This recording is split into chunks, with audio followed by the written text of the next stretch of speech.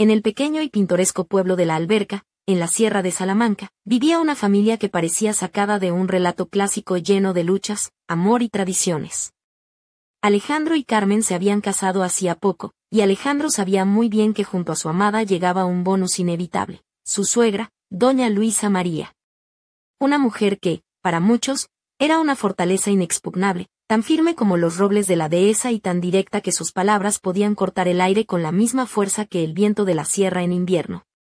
Luisa María había nacido y crecido en un pueblo cercano, Béjar, donde los inviernos eran duros, con temperaturas que a menudo rozaban los 0 grados e incluso menos, y donde la vida era una prueba constante de resistencia para cualquiera que quisiera echar raíces.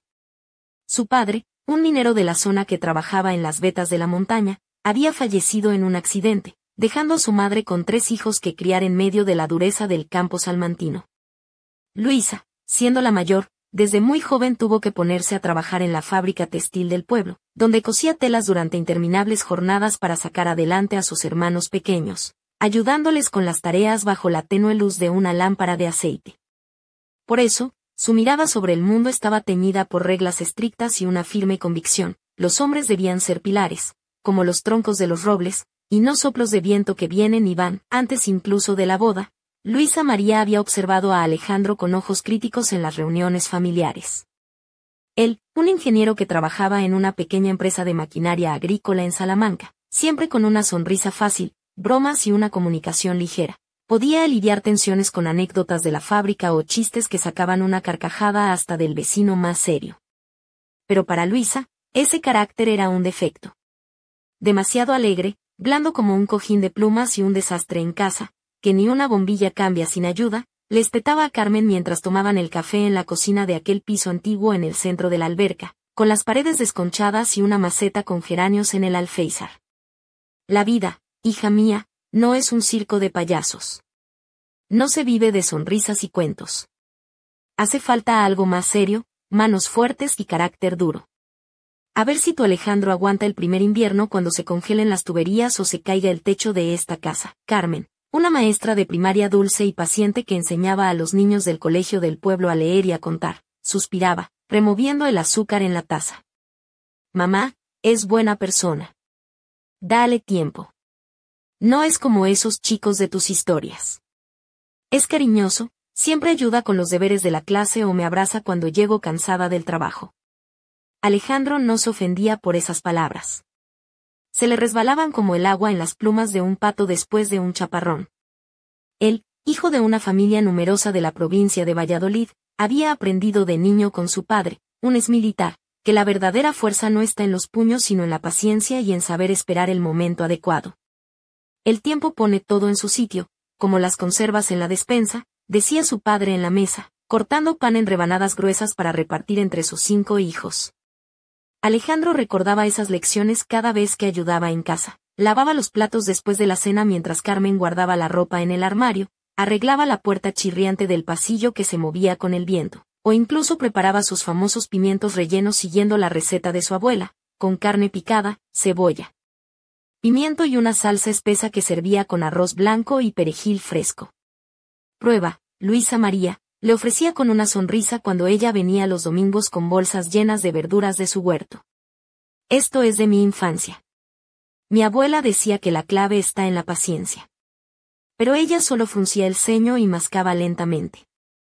Eso no es comida de hombres, Alejandro.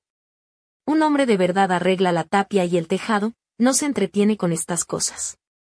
En mis tiempos, los hombres construían casas con sus propias manos, no jugaban a ser cocineros mientras las mujeres trabajaban, le contestaba a ella con un deje de ironía. Carmen, viendo la tensión, intentaba suavizar el ambiente. Mamá, él se esfuerza. Dale una oportunidad. Mira cómo se lleva con los vecinos, siempre dispuesto a ayudar a la señora Dolores a bajar las bolsas o a arreglar la bicicleta de los niños del barrio. Alejandro asentía con una sonrisa, sabiendo que las palabras no bastaban, que lo mejor era demostrar con hechos. A veces incluso bromeaba para aliviar la tensión. Tiene razón, Luisa María, aprenderé. Empiezo arreglando tu viejo radio. Ese aparato suena como un tractor, seguro que solo es un cable suelto. La suegra resoplaba, pero en sus ojos brillaba una chispa entre la irritación y la curiosidad. Y un día, incluso le trajo el radio para que lo reparara. Lo arregló en una tarde y ella, con voz ronca, murmuró: «Bueno, al menos para algo sirves». Todo cambió cuando en la familia nació el pequeño Miguel, el nieto tan esperado. Carmen siempre había soñado con tener un hijo y juntos habían esperado un año, visitando médicos en la clínica del pueblo, preparando la habitación, pintando las paredes de azul claro con pintura mate y colgando móviles con ositos de peluche y estrellas. El parto se desarrolló sin complicaciones en el Hospital Comarcal de Béjar, donde Carmen aguantó 8 horas de trabajo de parto mientras Alejandro le sujetaba la mano, susurrándole palabras de ánimo. «Aguanta, mi vida, pronto veremos a nuestro pequeño». Cuando trajeron a Miguel, con su pelusa rubia y sus puños diminutos, la casa se llenó de llantos infantiles, olor a pañales recién cambiados y esa calidez especial que solo trae un recién nacido. Alejandro estaba en el séptimo cielo, sosteniendo al niño por primera vez en la habitación del hospital, sintiendo como su corazón se derretía. «Hola, hijo, papá está contigo». Volvieron a casa con un ramo de flores de parte de los compañeros de Carmen, y el piso se transformó. En un rincón colocaron la cuna, en las estanterías aparecieron biberones y juguetes. Pero para Luisa María, eso fue la señal para una invasión a gran escala. Reunió sus cosas, unos patucos tejidos a mano, infusiones de manzanilla y tomillo, recetas antiguas para cólicos en hojas amarillentas, y se mudó a la casa durante un par de semanas para ayudar, pero acabó quedándose un mes entero, tomando el control absoluto. Se levantaba al alba, antes de que el pueblo despertara con el sonido de campanas y el canto de los pájaros, preparando gachas de avena para Miguel, removiendo con cuchara de madera y probando la temperatura. Ni muy salada ni muy dulce, justo para el bebé, murmuraba mientras ya empezaba a sermonear. «No le das así, Alejandro. Tómalo despacito, con pausas, que si no va a tener dolor de tripa». «Yo crié a 3, sé lo que digo». Carmen suspiraba cansada, intentando equilibrar el amor por su marido y el respeto por su madre. Cambiaba pañales, daba pecho a horas reglamentarias, lavaba la ropa diminuta, mientras Luisa María intervenía sin cesar. «No le sostienes bien la cabeza, que se va a cansar el cuello. Déjalo en la cuna y cántale una nana, como yo hacía con Carmen». Alejandro aguantaba, evitando discusiones para no empeorar el ambiente. En su lugar, paseaba con Miguel por el parque cercano, donde las hojas de otoño giraban como monedas doradas, empujando el carrito entre senderos cubiertos de hojas secas y susurrando al niño sobre el futuro. «Cuando crezcas, iremos a pescar a la charca, y te enseñaré a lanzar la caña». Con práctica, cambiaba pañales con destreza, aplicaba crema para evitar irritaciones y tarareaba nanas que su madre le cantaba en su niñez. «Duerme, mi pequeño, sueña con nubes y soles». Pero siempre sentía la mirada severa de su suegra, llena de dudas. «¿Lo vas a sobrealimentar, o a dejarlo con hambre? Déjame a mí, que sé cuántas cucharadas debe tomar según su edad». La tensión crecía como niebla en la sierra y Alejandro notaba cómo Carmen se agotaba, discutiendo a menudo por nimiedades, llorando alguna noche de cansancio. Miguel se ponía irritable con el ambiente en casa, y él mismo se sentía un extraño, un invitado tolerado pero no aceptado del todo. Acostado en la oscuridad junto a Carmen sin poder dormir, pensaba: «Hay que cambiar algo, o esto se rompe. Tal vez hablar con ella, no, es testaruda como una mula. Hay que actuar, con hechos». Una noche especialmente dura, cuando Miguel lloraba por los primeros dientes y Luisa María le reprendía por no cuidar bien la temperatura del baño, Alejandro salió al balcón y respiró el aire frío impregnado de hojas mojadas, humo lejano de chimeneas y el aroma dulce de pan recién horneado en el piso de al lado. Decidió que ya no bastaban las palabras. «Haré algo que toque su corazón de piedra. Algo que nos una, que demuestre que soy parte de esta familia, no un niño con viento en la cabeza», recordó las charlas con su padre. «Los actos hablan más que las palabras. Hijo, construye algo, un pajarito, un cobertizo, y la gente verá quién eres». Mirando las luces del pueblo, Alejandro decidió: «Eso es. Construiré lo que mamá siempre soñó». Desde hacía tiempo tenían una pequeña finca en las afueras de la Alberca, un refugio con un modesto caserío de madera, un huerto de verduras y un viejo cobertizo, con vistas a un pequeño lago donde en verano chapoteaban patos que compraron para escapar del bullicio del pueblo. Luisa María siempre había soñado con una cocina de verano auténtica, amplia, con una estufa de leña para hacer empanadas, una mesa grande para las reuniones familiares, estantes para la vajilla, una bodega pequeña para las conservas de invierno y un porche para tomar el té bajo las estrellas. El amanecer en la alberca se colaba tímidamente entre las hojas doradas del roble centenario que presidía la finca, iluminando con una luz cálida la cocina de verano construida con tanto esfuerzo y cariño. Alejandro se había despertado temprano, aún con el peso del mensaje misterioso dando vueltas en su cabeza. No podía quitarse de la mente aquellas palabras que sugerían secretos ocultos bajo las raíces del árbol más viejo del huerto. ¿Qué podía significar eso? ¿Acaso había algo escondido en la tierra que pisaban cada día, algo que cambiaría todo cuanto creían conocer de su hogar y su familia? Mientras preparaba café en la cocina, la luz del sol resaltaba los detalles de la estancia, las vigas de madera pulida, la estufa de leña de ladrillo rojo aún tibia, y sobre la mesa, el mantel de lino bordado a mano por Carmen, que aportaba un toque delicado y acogedor. Carmen apareció en el umbral, vestida con una blusa blanca de encaje y una falda midi de algodón azul celeste que se ceñía suavemente a su figura, dejando entrever la curva de sus caderas y la gracia natural de sus movimientos. Sus zapatos de piel marrón, cómodos pero elegantes, golpeaban suavemente el suelo de madera mientras se acercaba a la mesa, una sonrisa dulce iluminando su rostro. Llevaba un collar sencillo de plata con un pequeño colgante en forma de estrella, un regalo de su madre, que siempre le recordaba la importancia de mantener la esperanza. «Buenos días, Alejandro», dijo ella, con voz suave pero firme. «¿Dormiste bien?». Él sonrió, aunque sus ojos reflejaban la inquietud que le consumía. «No del todo», respondió. «Recibí un mensaje anoche, algo extraño. Habla de secretos enterrados bajo el roble viejo». Carmen arqueó una ceja, sorprendida. Se acercó y tomó la mano de Alejandro con delicadeza. «¿Quién te lo mandó?». «¿Y qué tipo de secretos?». «No lo sé», confesó él. Solo decía que debía estar preparado para descubrirlos. Un silencio incómodo se instaló entre ellos, interrumpido solo por el canto lejano de un mirlo que saludaba el nuevo día. Alejandro sabía que debía ser cauteloso. En un pueblo pequeño como La Alberca, los rumores se expandían más rápido que el viento por la dehesa, y no quería que aquello se convirtiera en un motivo de preocupación para Carmen ni para su suegra, que tan duramente había aprendido a querer. Mientras desayunaban, la conversación giró hacia temas cotidianos, la escuela, el huerto, la salud de Miguel. Pero en el fondo, Alejandro sentía que algo se movía bajo la superficie, una corriente subterránea que amenazaba con desbordarse. Después de dejar a Carmen en la escuela y a Miguel en la casa de su madre, Alejandro decidió ir directo al roble. El árbol se erguía majestuoso en el centro del huerto, con sus ramas extendidas como brazos protectores. La corteza rugosa, marcada por los años, parecía esconder historias que nadie había contado. Se arrodilló junto a las raíces, tocando la tierra húmeda con las manos, intentando sentir alguna presencia, algún indicio. De repente, un leve crujido lo hizo levantar la vista. En la esquina del huerto, detrás de un seto de buey, un hombre mayor observaba con curiosidad. Era don Fermín, el vecino que vivía en la casa de piedra justo al lado, conocido en el pueblo por sus anécdotas y su humor sarcástico, que muchas veces cortaba la tensión con una broma o un refrán popular. «¿Buscas tesoros bajo el roble, Alejandro?», preguntó don Fermín con una sonrisa ladina. «En este pueblo, los secretos no se esconden en la tierra, sino en las palabras que no se dicen». Alejandro se incorporó, algo desconcertado, pero intrigado por la presencia y las palabras del vecino. «¿Sabes algo, don Fermín?».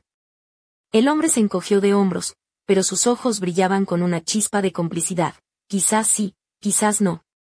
Pero si quieres que te cuente una historia, será mejor que vengas esta noche al bar La Taberna del Cazador. Allí, entre un vaso de vino y otro, se revelan las verdades que el día oculta». Alejandro asintió, sintiendo que ese encuentro no era casualidad. Aquel día se sucedieron con una mezcla de rutina y ansiedad, y la tarde llegó con un cielo encapotado que amenazaba lluvia. Al caer la noche, con la luna apenas visible entre las nubes, Alejandro se dirigió al bar del pueblo, un local pequeño y acogedor con vigas de madera oscura y paredes decoradas con fotografías antiguas de cacerías y paisajes serranos. Entró y se sentó en la barra, donde don Fermín ya lo esperaba, con un vaso de tinto y una sonrisa que parecía esconder secretos. «Estás aquí», dijo Fermín. «Eso ya es un buen comienzo. Ahora escucha bien», y comenzó a relatar una historia que parecía sacada de un cuento de terror mezclado con leyenda popular. Decía que hacía muchos años, en esa misma finca, había vivido un hombre llamado Julián, un carpintero que desapareció misteriosamente sin dejar rastro. Se rumoreaba que había enterrado algo valioso bajo el roble, una caja con documentos antiguos, tal vez con secretos familiares o reliquias que podrían cambiar la historia del pueblo. Dicen que la finca no es solo tierra y madera, continuó. Es un lugar donde el pasado y el presente se entrelazan, donde los fantasmas de la memoria aún caminan entre nosotros. Alejandro escuchaba, fascinado y preocupado a la vez. ¿Podría ser cierto? ¿Había algo escondido que explicara la tensión que había sentido desde que comenzó la construcción de la cocina? ¿Y qué papel jugaría Luisa María en todo eso? De pronto, en la esquina del bar, una figura entró y se sentó en una mesa apartada, cubierta por sombras. Sus ojos se posaron en Alejandro con una intensidad que le heló la sangre. Era una mujer de mediana edad, con cabello oscuro y una mirada penetrante, vestida con un abrigo largo que parecía absorber la luz. Don Fermín la saludó con un gesto discreto y Alejandro sintió que aquella noche no solo desvelaría secretos, sino que también abriría puertas que quizás sería mejor dejar cerradas.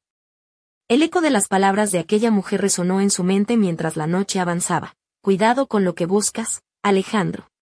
No todo lo enterrado debe ser desenterrado, y en la penumbra, mientras las sombras se alargaban, Alejandro comprendió que su vida, su familia y su hogar estaban a punto de cambiar para siempre. Los primeros rayos del sol acariciaban las tejas rojas de la cocina de verano cuando Alejandro llegó al huerto con una mezcla de nervios y determinación. La noche en la taberna del cazador le había dejado más preguntas que respuestas, y la presencia enigmática de aquella mujer no dejaba de rondar su mente como un susurro persistente. Sabía que debía actuar con cautela, pero también con valentía.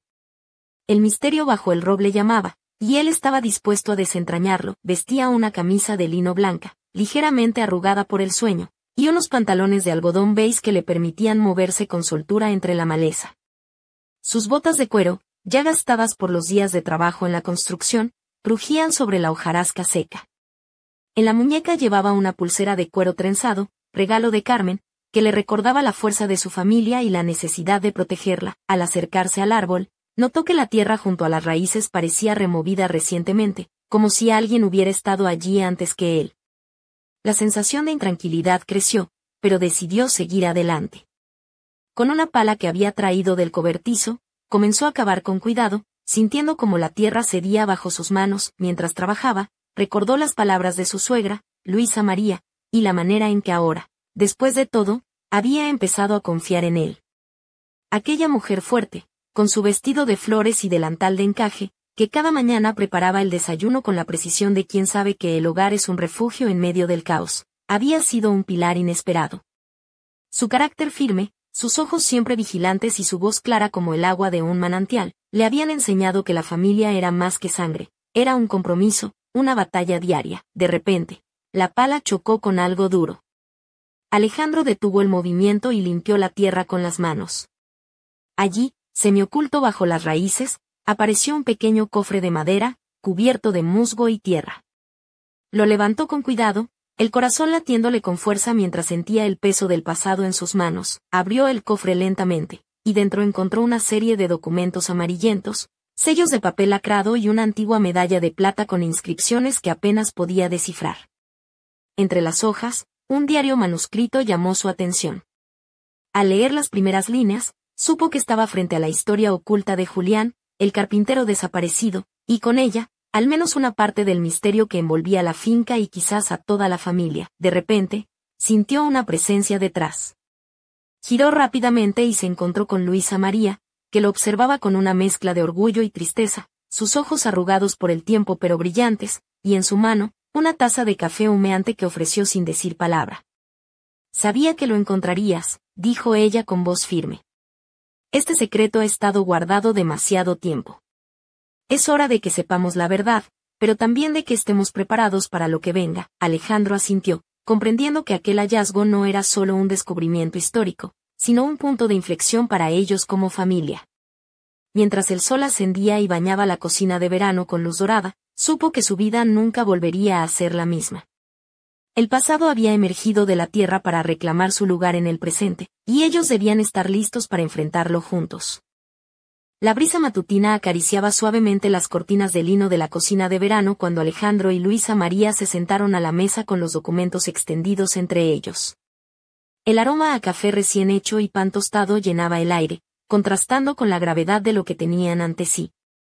Carmen, que había llegado con Miguel en brazos, observaba en silencio, sintiendo que algo importante estaba por revelarse. Alejandro llevaba una camisa azul claro, desabrochada en el cuello, y unos pantalones de tela beige que se ceñían discretamente a sus piernas, mostrando la figura trabajadora y resistente de un hombre acostumbrado al esfuerzo. Carmen, por su parte, vestía un vestido de algodón blanco con pequeños bordados florales en tonos azules, ceñido en la cintura con un cinturón de cuero fino. Sus ojos grandes y oscuros reflejaban una mezcla de curiosidad y preocupación, y sus labios, ligeramente entreabiertos, denotaban la expectación del momento. Luisa María, con su habitual vestido de flores y un delantal de encaje blanco, parecía una figura casi maternal y protectora. Sus manos arrugadas sujetaban con firmeza una taza de cerámica mientras sus ojos repasaban los textos antiguos. La medalla de plata, posada sobre la mesa, brillaba con la luz que se filtraba por la ventana. «Esto es más que un simple diario», murmuró Luisa María. Julián no solo era un carpintero, también guardaba secretos que podrían cambiar la historia de nuestra familia y del pueblo. Alejandro asintió, deslizando los dedos por las páginas amarillentas. Las letras, escritas con caligrafía cuidadosa, hablaban de amores prohibidos, de pactos sellados en la oscuridad, y de una traición que había marcado generaciones. «Aquí dice que Julián trabajaba para una familia poderosa de Salamanca», dijo Carmen, acercándose. «Que descubrió algo que no debía y que por eso desapareció». Un silencio pesado se instaló, solo roto por el llanto suave de Miguel, que jugaba con un juguete de madera en el suelo. Alejandro sonrió con ternura y lo alzó en brazos, sintiendo como el presente se entrelazaba con el pasado. «Tenemos que ser cuidadosos», advirtió Luisa María. «No todos estarán contentos con que estos secretos salgan a la luz». Esa misma tarde, Alejandro decidió visitar a don Fermín para intentar desentrañar más pistas. El anciano lo recibió en su casa, un caserón de piedra con vigas expuestas y una chimenea siempre encendida. Don Fermín, con su barba blanca y ojos vivaces, le contó más detalles sobre Julián y la antigua familia que había poseído la finca, sugiriendo que el misterio podía estar ligado a un tesoro oculto o a documentos que comprometían a personas aún vivas. «Pero cuidado, muchacho», advirtió con una sonrisa irónica. «En este pueblo, el pasado no siempre descansa en paz. A veces vuelve para reclamar lo que es suyo». Mientras Alejandro regresaba a casa, una sombra se deslizó por el callejón cercano. La mujer de la taberna, aquella figura enigmática de la noche anterior, lo observaba desde la penumbra, con una sonrisa que mezclaba advertencia y promesa. Esa noche, en la cocina de verano, mientras la familia cenaba alrededor de la mesa de madera pulida, una tormenta comenzó a rugir fuera. El viento golpeaba las ventanas y la lluvia caía con fuerza, como si la naturaleza misma quisiera advertirles que estaban a punto de adentrarse en terrenos peligrosos. Alejandro miró a Carmen y a Luisa María, sintiendo en su pecho un fuego renovado. Sabía que lo que había descubierto no solo pondría a prueba su fortaleza y su unión, sino que también los llevaría a enfrentarse a secretos enterrados bajo capas de tiempo y silencio.